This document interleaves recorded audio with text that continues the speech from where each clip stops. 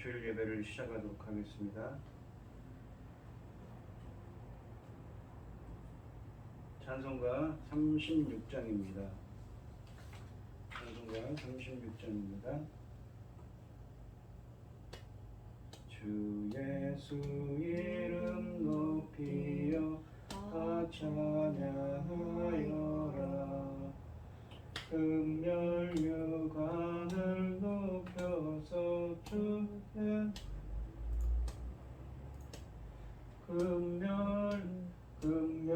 금멸유관을 들여서 만유의 주 찬양.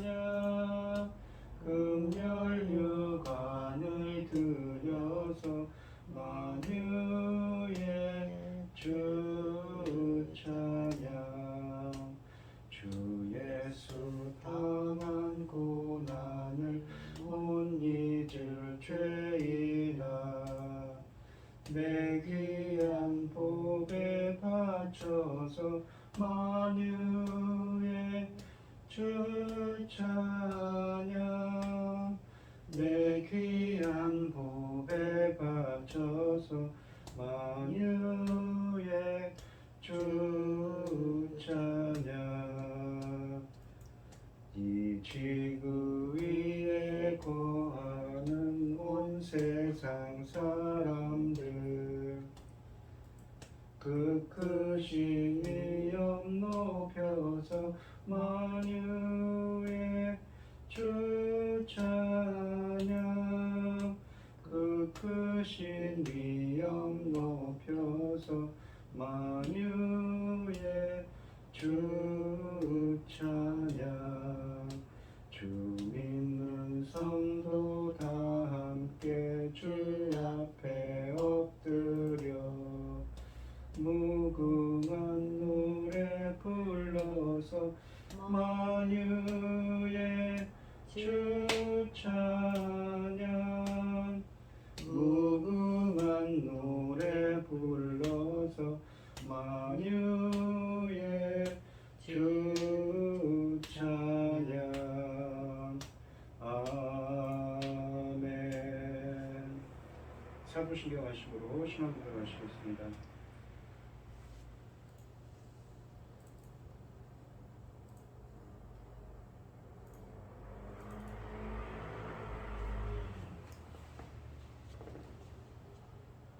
전능한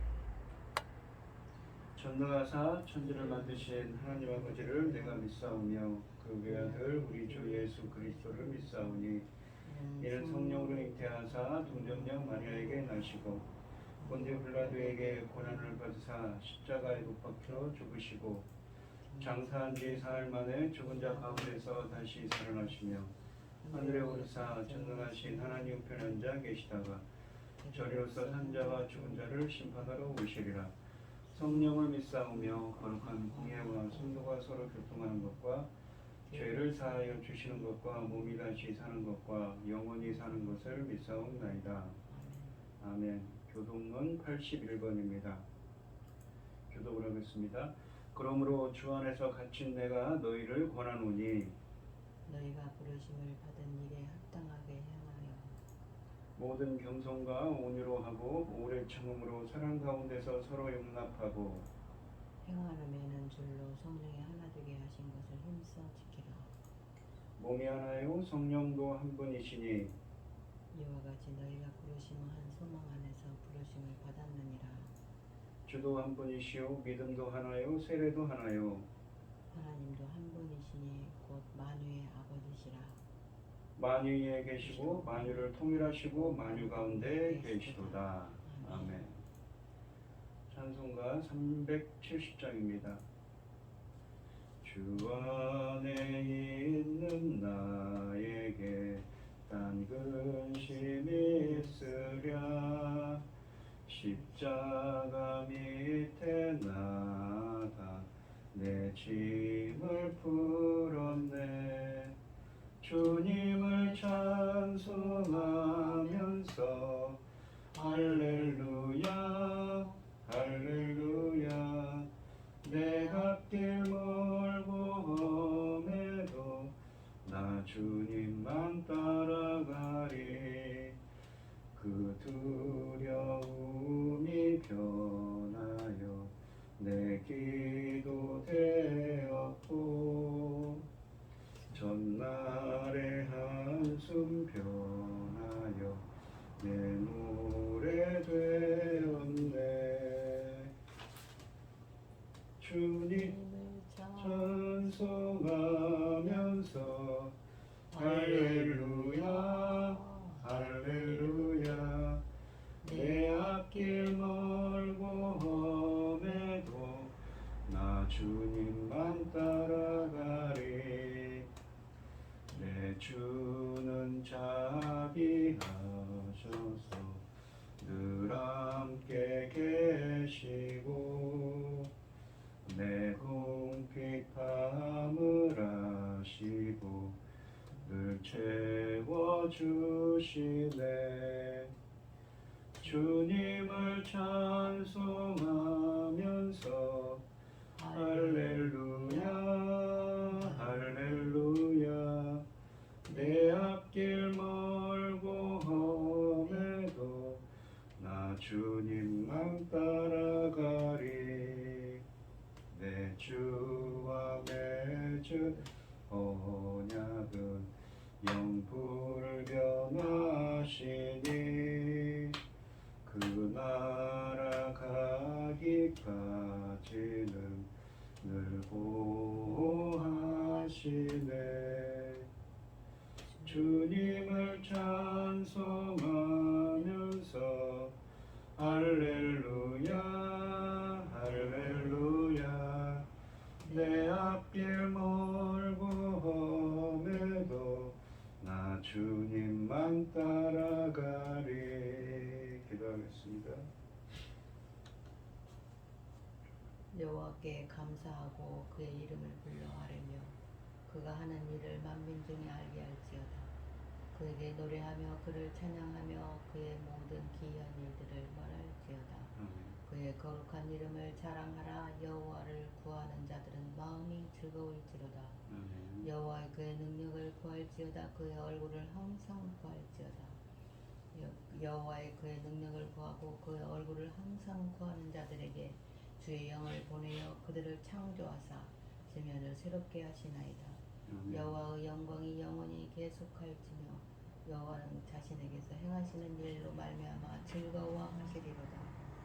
전지 만물을 지으신 전능하신 하나님 아버지, 어리석고 보잘것없는 저희를 자녀로 삼으시고 아버지의 사랑 가운데 살아가게 하심을 감사드립니다. 세상은 온갖 수전하고 요란스러운 가운데에도 이 시간 하나님께 예배드릴 수 있도록 인도하시니 감사합니다. 전능하신 하나님 아버지, 지금은 하나님이 받으시는 열매 거둘 새로운 시대입니다.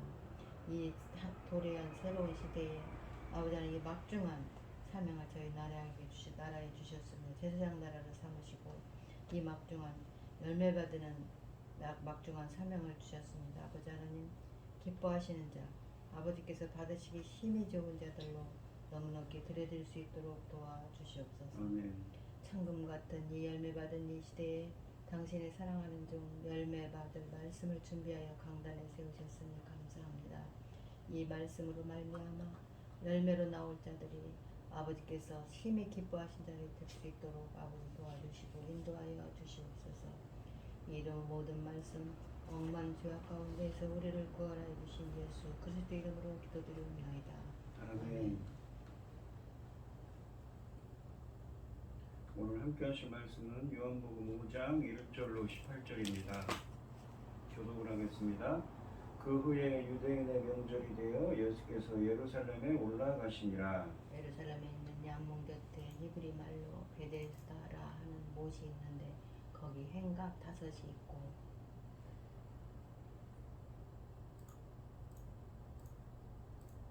그 안에 많은 병자, 맹인, 다리 저는 사람, 혈기 마른 사람들이 누워 물의 움직임을 기다리니 이는 천사가 가끔 못에 내와 물을 움직이게 하는데 움직인 후에 먼저 들어가는 자는 어떤 병에 걸렸든지 낫게 되미로라. 거기 38해 된 병자가 있더라. 예수께서 그 누운 것을 보고 병을 이 병이 벌써 오래된 줄 아시고 이르시되 네가 낫고자 하느냐. 병자가 대답하되 주여 물이 움직일 때 나를 못에 넣어 주는 사람이 없어 내가 가는 동안에 다른 사람이 먼저 내려가나이다. 예수께서 이르시되 일어나 내 자리를 들고 걸어가라 하시니라. 그 사람이 곧 나와서 자리를 들고 걸어가니라. 이 날은 안식일이니 유대인들이 병 나은 사람에게 이르되 안식일인데 네가 자리를 들고 가는 것이 옳지 아니하니라. 대답하되 나를 낫게 한 그가 자리를 들고 걸어가라 하더라 하니 그들이 묻되 그에게 그 자리를 들고 걸어가라 한 사람이 누구냐 하되 고침을 받은 사람은 그가 누구인지 알지 못하니 이는 거기 사람이 많으므로 예수께서 이미 피하셨음이라. 그 후에 예수께서 성전에서 그 사람을 만나 이르시되 보라 네가 나았으니 더 심한 것이 생기지 않게 다시는 죄를 범하지 말라 하시며 그 사람이 유대인들에게 가서 자기를 고친 이는 예수라 하니라. 그러므로 안식일에 이러한 일을 행하신다 하여 유대인들이 예수를 핍박해하게 된지라.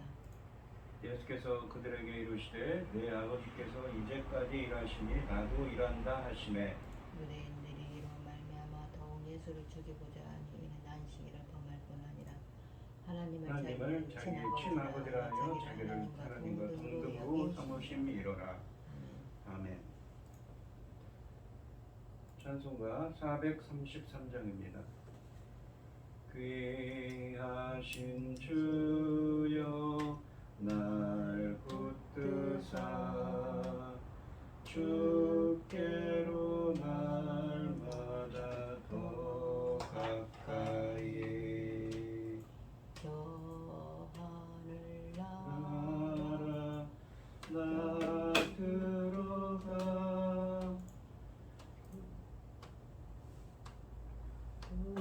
우주의 품 안에 늘 안기려 영생의 복 받기 원합니다.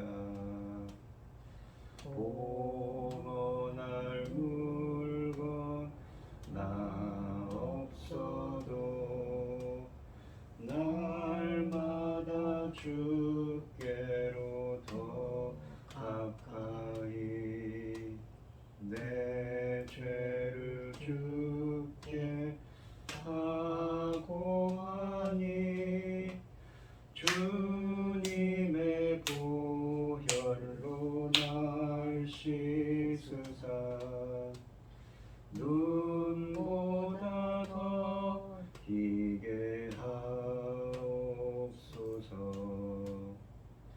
잔악한 마귀 날 깨어도 주 예수 앞으로 더 가까이 이 세상 속한 그 허영심 도추한 생각을 다 버리니 정결한 마음 내게 늘 주소서.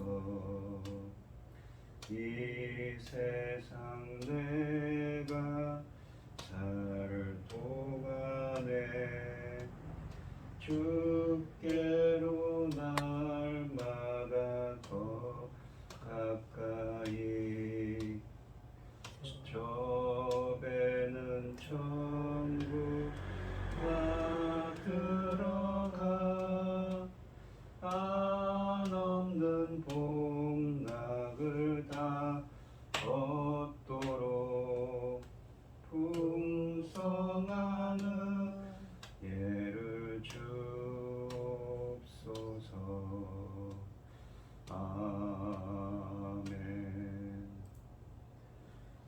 오늘 함께 하실 하나님의 말씀 제목은 다시는 죄를 범하지 말라입니다. 이 요한복음 5장에서 예수님은 베데스다 연못가에 있던 38년 된 병자를 치유하십니다. 이것은 하나님의 아들로서 생명을 주시고 구원과 심판을 하시는 메시아로 자신을 드러내신 사건이십니다. 이 1절부터 9절을 보시면 그 후에 유대인의 명절이 되어 예수께서 예루살렘에 올라가시니라. 예루살렘에 있는 양문 곁에 히브리 말로 베데스다라 하는 못이 있는데 거기 행각 5이 있고 그 안에 많은 병자, 맹인, 다리 저는 사람, 혈기 마른 사람들이 누워 물의 움직임을 기다리니 이는 천사가 가끔 못에 내려와 물을 움직이게 하는데 움직인 후에 먼저 들어가는 자는 어떤 병에 걸렸든지 낫게 됨이로라. 거기 38해 된 병자가 있더라. 예수께서 그 누운 것을 보시고 병이 벌써 오래된 줄 아시고 이르시되 네가 낫고자 하느냐. 병자가 대답하되 주여 물이 움직일 때 나를 못에 넣어 주는 사람이 없어 내가 가는 동안에 다른 사람이 먼저 데려가나이다. 예수께서 이르시되 일어나 내 자리를 들고 걸어가라 하시니 그 사람이 곧 나아서 자리를 들고 걸어가니라. 이날은 안식일이니 라고 되어 있습니다. 이 사건의 공간적인 배경은 예루살렘에 있는 양문 곁에 있는 베데스다 연못입니다. 이 양문이라는 이 말씀은 성전의 북쪽에 위치한 문으로 성전에서 희생제물로 바쳐질 양이 들어가는 문입니다. 베데스다, 2절에 있는 베데스다는 아람어로 히브리어의 바이트 헤세드에서 유래된 말입니다. 그 의미는 자비의 집, 은혜의 집이라는 말입니다. 베데스다는 5개의 이 주랑들로 만들어진 행각과 남쪽과 북쪽에 분리된 2개의 연못으로 구성되어 있었습니다. 양문 곁에 있는 자비의 집이라는 의미의 베데스다는 당시에 양을 제물로 바치기 전에 깨끗하게 씻는 장소로 알려져 있습니다. 3절과 4절에 이 괄호 안에 있는 물의 움직임을 기다리니 이는 천사가 가끔 못에 내려와 물을 움직이게 하는데 움직인 후에 먼저 들어가는 자는 어떤 병에 걸렸든지 다 낫게 되미러라 라는 표현은 아이러니한 모습입니다. 왜냐하면 하나님의 자비를 바라는 사람들이 가장 자비 없는, 그러니까 미신을 믿는 행위를 하고 있기 때문이지요. 이 연못가에서 많은 병자들의 회복의 소망을 가지고 물이 동하기를 기다리고 있었습니다. 그 병자들 가운데 병으로부터 고침을 받을 수 있는 가능성이 전혀 없는 38년 된 병자가 있었습니다. 그는 소망 없이 절망 가운데서 죽음을 기다리고 있습니다. 본문에 나타난 그의 상태를 3가지로 정의하면 첫째, 거의 전 생애 동안 38년 동안 병에 걸려 누워 있습니다. 두 번째로는 스스로는 회복되거나 나을 수 없는 심각한 병에 걸려서 걸을 수 없었습니다. 세 번째는 못이 동할 때 들어갈 수 없을 뿐 아니라 자기에게 도움을 줄 사람도 없는 외로운 병자였습니다. 이러한 그의 모습을 보면 회복의 소망이 전혀 없이 병 가운데 죽어가는 사람의 모델로 사용되고 있음을 암시합니다. 안식을 누리지 못한 인간의 모습을 보여주고 있는 것이지요. 이 병자는 천사가 내려와 못에 물을 휘저을 때 자기가 가장 먼저 물속으로 들어간다면 나을 거라는 희망을 품었던 것으로 보입니다. 그는 일어날 가망성이 전혀 없는 일을 하염없이 기다리고 눈이 빠지게 지켜보는 방식으로 병을 고치고 건강해지려고 합니다. 이 사람이 우리의 동정을 받을 만하다고 착각해서는 안 됩니다. 성경 어디에도 하나님이 예루살렘의 못들을 만드시고 사람들이 그런 식으로 치료받을 수 있게 하셨다고 말하지 않기 때문이지요. 따라서 우리는 이 가엾은 사람이 무지한 미신을 믿고 헛된 희망을 품었다는 것을 알 수가 있습니다. 예수님은 그의 희망이 헛된 것임을 슬쩍 암시하셨지만 그는 미신에 너무나 깊이 빠져 있어서 자신이 희망을 걸고 있는 대상이 잘못되었을 가능성에 대해 조금도 의문을 품지 않았습니다. 다른 사람보다 먼저 들어가야 고침받는다는 미신 때문에 이기적인 욕심으로 가득 찬 연못가의 모습을 우리는 짐작할 수가 있습니다. 따라서 자비의 집에 자비가 없는 아주 역설적인 상황이 벌어지고 있는 것이지요. 그런데 예수님은 힘없는 한 병자의 오래된 병을 고쳐주시며 진정한 자비를 나타내 주셨습니다. 예수님은 6절에서 네가 낫고자 하느냐라고 물으심으로써 그가 물가에서 기다리다가 물이 움직일 때 물속으로 가장 먼저 들어가려고 한 것은 문제가 있음을 보여주십니다. 병자는 예수님의 질문에 엉뚱한 대답을 하는데 7절에 보시면 뭐라고 하십니까? 병자가 대답하되 주여 물이 움직일 때 나를 못에 넣어주는 사람이 없어 내가 가는 동안에 다른 사람이 먼저 내려가냐이다 라고 합니다. 하지만 요한은 무엇이 그를 진정으로 치료할 수 있는지 보여주고 있습니다. 그리고 베데스다 연못가에 있던 병자를 치료할 수 있었던 그 유일한 것이 우리를 치료할 수 있는 유일한 방법입니다.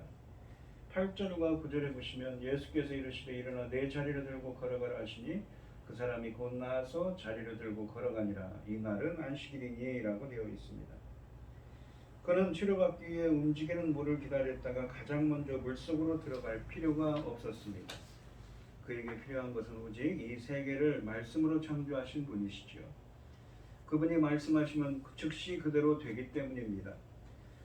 그가 낫기 위해서는 천사들이 내려와서 물을 휘젓는다는 미신의 희망을 걸 필요가 없었습니다. 그에게 필요한 것은 예수님의 말씀으로만으로도 충분했던 것입니다. 또한 양문이라고 되어 있는 2절 말씀은 10장에 나오는 양의 문으로서 예수님을 생각하게 합니다. 예수님의 이 양의 10장 7절에 있는 양의 문이라는 예수님이 자신을 양의 문이라고 하는 이 말씀을 2절에 있는 양문을 생각하게 합니다. 예수님은 양의 문이시기 때문에 우리는 그를 통해 구원을 얻고 생명을 얻을 수가 있는 것이지요. 10절과 13절에 보시면 이렇게 했습니다. 유대인들이 병 나은 사람에게 이르되 안식일인데 네가 자리를 들고 가는 것이 옳지 아니하니라. 대답하되 나를 낫게 한 그가 자리를 들고 걸어가라 하더라 하니 그들이 묻되 너에게 자리를 들고 걸어가라 하는 사람이 누구냐 하되 고침을 받은 사람은 그가 누구인지 알지 못하니 이는 거기 사람이 많음으로 예수께서 이미 피하셨습니다 라고 되어 있습니다. 예수님의 병자를 치유하신 날은 안식일이라고 9절에 쓰여져 있습니다. 예수님은 병자를 치유하셔서 그를 안식의 세계로 초대하십니다.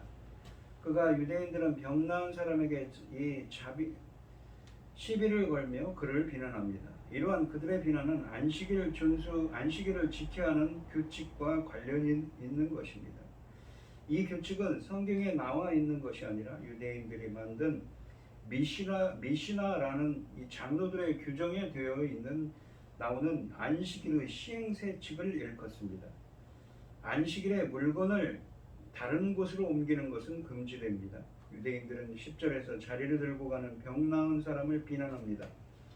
병 나은 사람이 자기를 고쳐준 사람이 말한 대로 자리를 들고 간다고 하자 이제 유대인들은 이런 명령을 한 사람에게 11절과 12절에서는 비난의 화살을 돌리고 있습니다.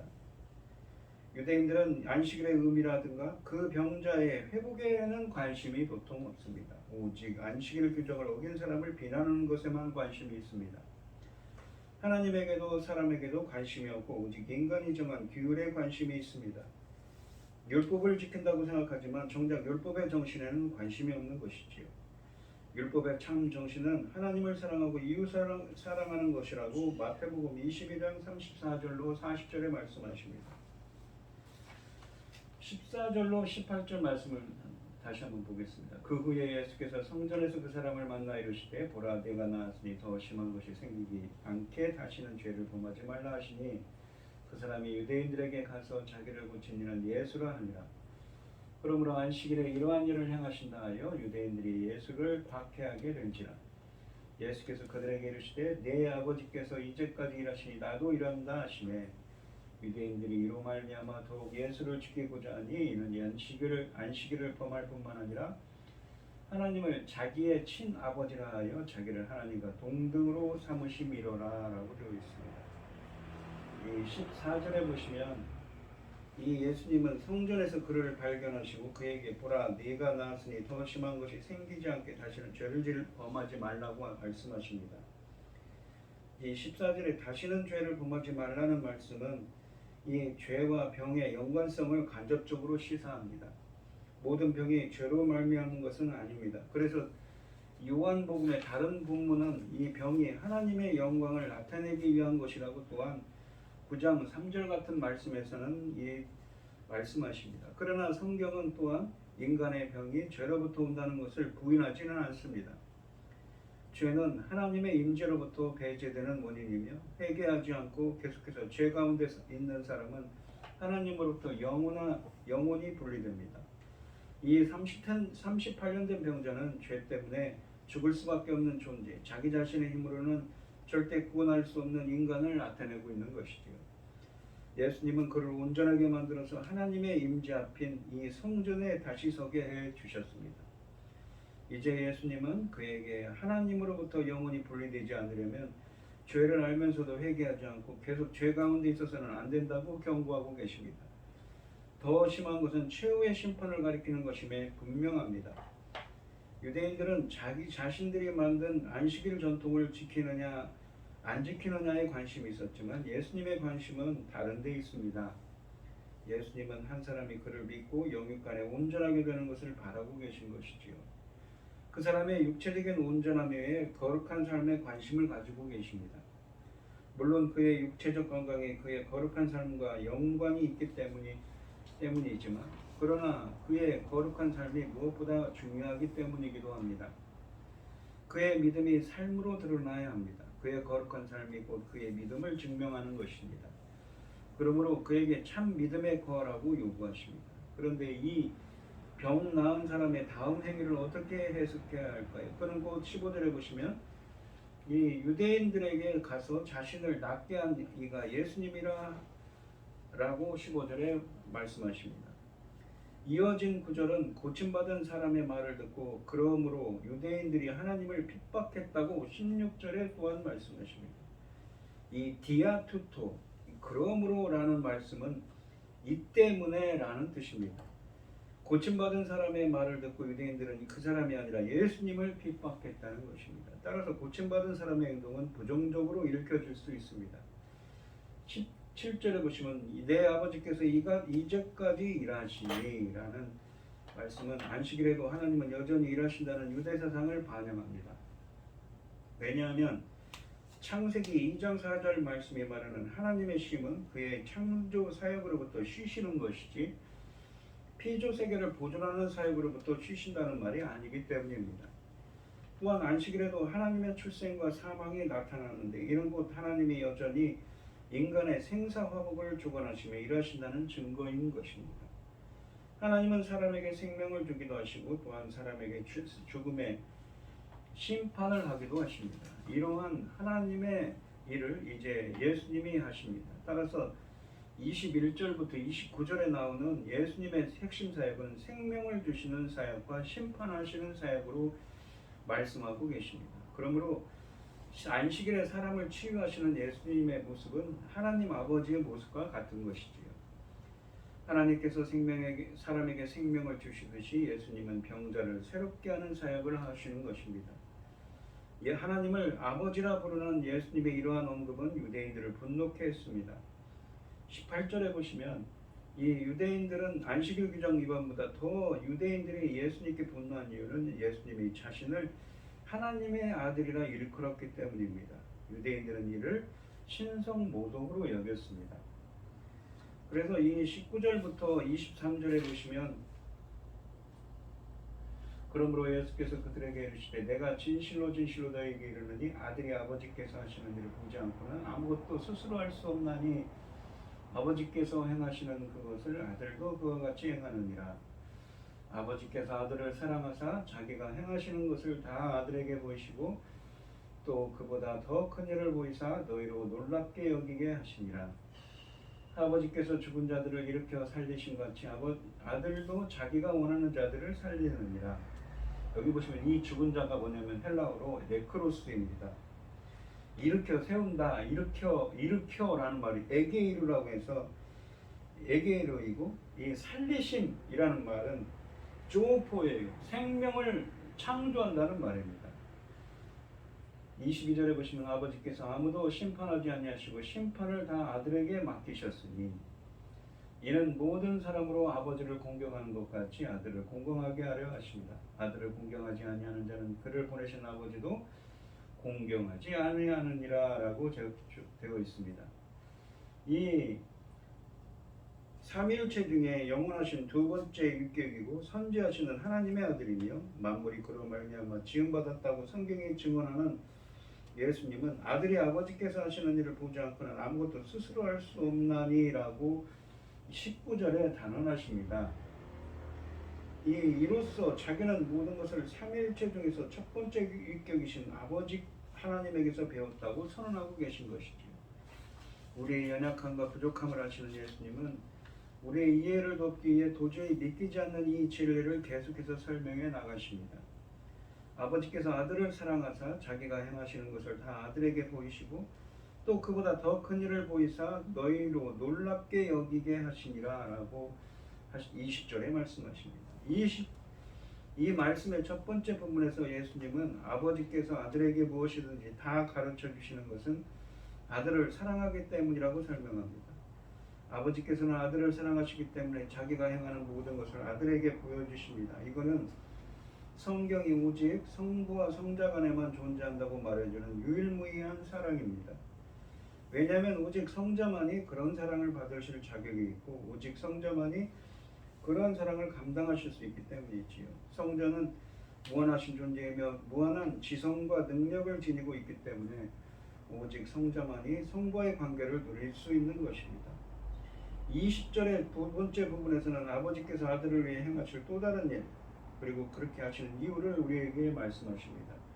또 그보다 더 큰 일을 보이사 너희는 놀랍게 여기게 하시니라. 여기에서 그로 이 지칭된 일은 1절부터 18절에서 예수님이 안식일에 병자를 고치신 것이고 예수님이 앞으로 하시게 될 더 큰 일은 24절부터 29절을 보시면 죽은 자를 살리는 것입니다.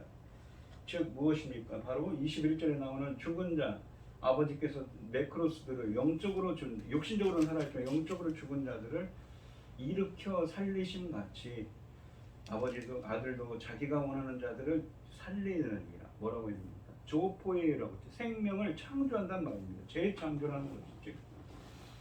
우리가 이 요한복음을 보시면 전에도 말씀드렸지만 구원은 무엇입니까? 재창조입니다. 왜 그렇습니까? 우리 인간들은 원래 영생을 얻은 존재였는데 전적 부패로 말미암아 창세기 3장에 나오는 인간의 전적 부패로 말미암아 죽은 자들, 영적으로 죽은 자들이 되었습니다. 하지만 그들을 다시 일으켜 세우시고 일으킨다는 말이 에게이로란 말입니다. 영적인 자들을 일으켜 세우십니다. 이 에게이로란 말이 로마서 6장에 나옵니다. 무엇입니까? 바로 성령 세례를 뜻하는 말입니다. 그들에게 생명을 부여하시고 새로운 생명을 부하시고 새로운 생명을 창조하심으로써 영생을 주신다는 의미를 담고 있는 것이지요. 그러한 이 이야기들을 지금 우리는 이 말씀 중에서 우리는 알 수가 있는 것입니다. 예수님께서는 이 베데스다 연못가에서 있었던 일을 통해서 우리에게 뭐라고 말씀하십니까? 이 죽은 자들 가운데서 죽은 자를 살리시는 일을 이 베데스다 연못가에 있는 이 38년 된 병자를 통해서 보여주고 계시는 것이지요. 그래서 우리는 어떻습니까? 이러한 예수님의 능력, 죽은 자를 살리실 수 있는 예수님의 능력을 보이심으로써 38년 된 병자에게 뭐라고 말씀하십니까? 더 이상 죄를 짓지 말라고 하시죠. 그러니까 이 병이라는 것이 성경에서는 인간의 죄를 상징하는 것입니다. 38년 된 병자가 베데스다 연못가에서 무엇을 하고 있습니까? 천사가 내려와서 물을 움직일 때 그 물에 들어가는 자는 병을 낫게 된다는 미신이 있었기 때문에 거기를 하염없이 바라보고 있습니다. 하지만 아무도 자기를 도와주는 사람이 없기 때문에 그는 들어갈 수가 없습니다. 이 38년 된 병자는 무엇을 상징합니까? 스스로를 구원할 수 없는 죄 가운데로부터 스스로를 구원할 수 없는 우리 인간들의 그 무능함을 의미하는 말이지요. 하지만 예수님은 그에게 일어나 걸어가라 하셨습니다. 말씀으로 창조하신 분께서 이 죽은 자를 살리시고 생명을 주시는 그 하나님의 사역을 오늘 이야기를 통해서 드러내 자신의 그 구원자로서의 생명을 주시는 예수님의 능력을 오늘 본문 말씀을 통해서 드러내시는 것입니다.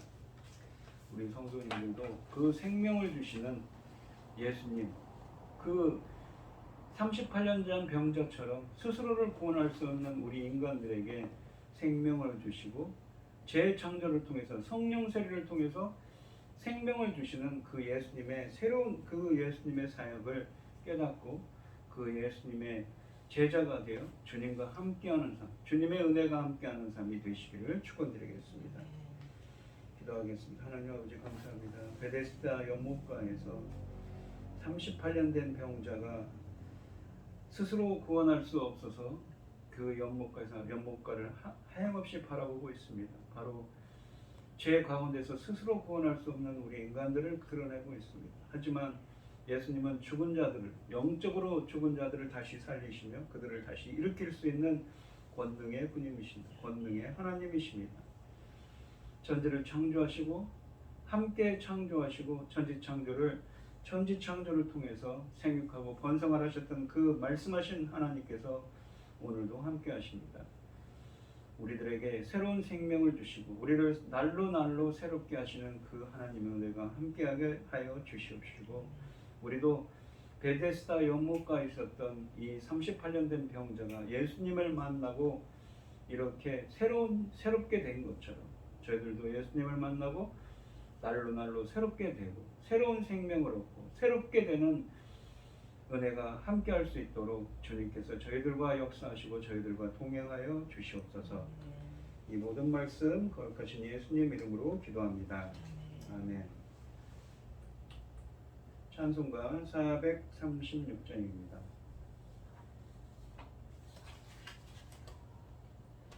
나의 죄 주님의 새 생명 얻은 옛 것은 지나고 새 사람이로다. 그 생명 내 맘에 강같이 흐르고 그 사랑 내게서 해같이 빛난다. 영생을 누리며 주 안에 살리라. 오늘도 내일도 주 함께 살리라. 주 안에 감추인 새 생명 얻으니 이전에 줬던 것 이제는 값없다. 하늘의 은혜와 평화를 맛보니 찬송과 기도로 주 함께 살리라. 영생을 누리며 주 안에 살리라. 오늘도 내일도 주 함께 살리라. 산천도 조목도 새 것이 되었고 죄인도 원수도 친구로 변한다. 새 생명 얻은 자 영생을 누리니 주님을 모신 남 새 하늘이로다.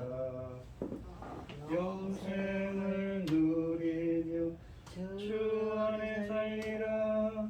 오늘도 내일도 주 함께 살리라.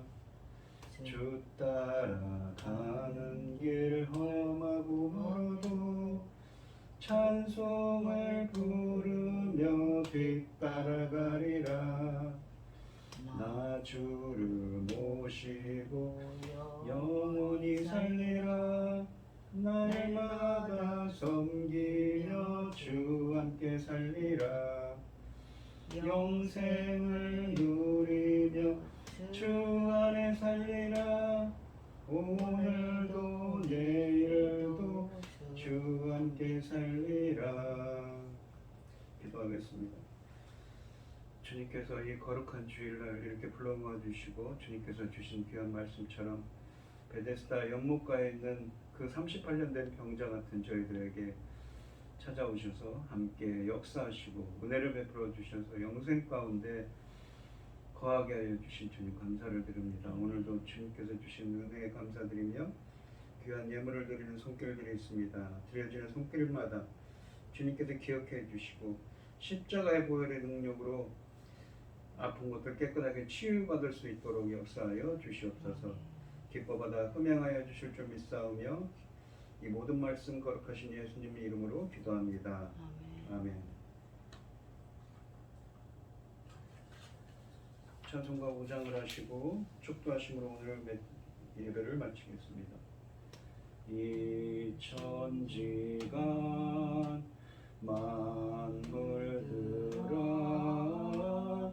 복 주시는 주 여호와 전능성부